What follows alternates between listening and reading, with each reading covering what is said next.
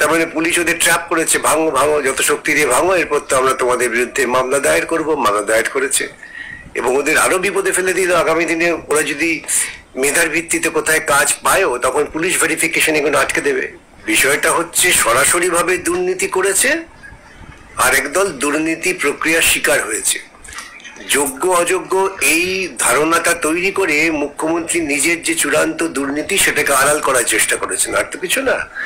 অনেকেই সেই ফাঁদে পা দিয়েছেন, সবাই বলছেন যোগ্য অযোগ্য। দুর্নীতি করে হাতে নাতে ধরা পড়েছে একদল, আরেক দল তারা এই দুর্নীতির দলে থাকার ফলে বিপদে পড়ে গেছেন, আর তো কিছু না।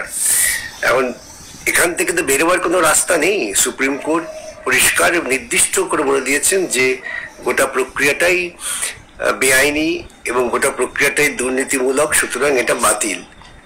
এক্ষেত্রে তো কারোবার চাকরি সরাসরি এই চাকরি ফিরে পাওয়া সম্ভব না। সুপ্রিম কোর্টে আমাদের সওয়ালের ভিত্তিতে, আমাদের আবেদনের ভিত্তিতে বলেছিলেন যে আবার পুনরায় পরীক্ষা দিয়ে এদের নেওয়া হোক।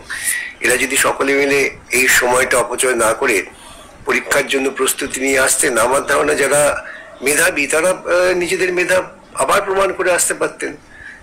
তাদের এই পথটাকেও এরাই বন্ধ করে দিল।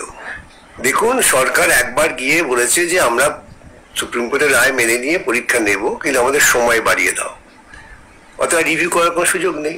কিন্তু ওরা তারপরেও এই বিভিন্ন আবেদন করছেন। গত পরশু একটা আবেদন করেছিলেন, খারিজ হয়ে গেছে। আজকে দুটো আরো এরকম আবেদন আছে, খারিজের অপেক্ষায় আছি আমরা।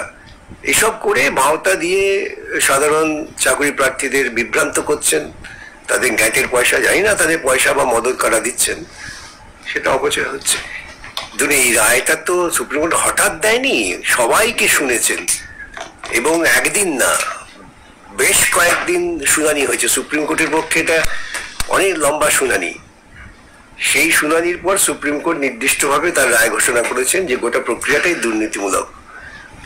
তাকে সহজে রিভিউ করবো ইত্যাদি বলে তো পাল্টে দেওয়া যায় না। সব দায়িত্ব তো রাজ্য সরকারের।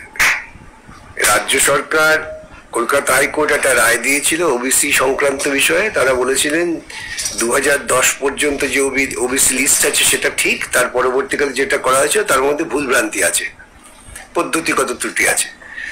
তো রাজ্য সরকারের তো যদি সৎভাবে কাজ করতেন উচিত ছিল সেটাকে মেনে নিয়ে দ্রুত ভুল ভ্রান্তি দূর করা। তা না করে তারা সুপ্রিম কোর্টে গেলেন, সুপ্রিম কোর্টে কিছুদিন পড়ে থাকলেন, তারপর আবার সুপ্রিম কোর্টের কাছে গিয়ে বললেন না আমরা হাইকোর্টে গিয়ে আমরা নতুন ভাবে আবার সমীক্ষা শুরু করব।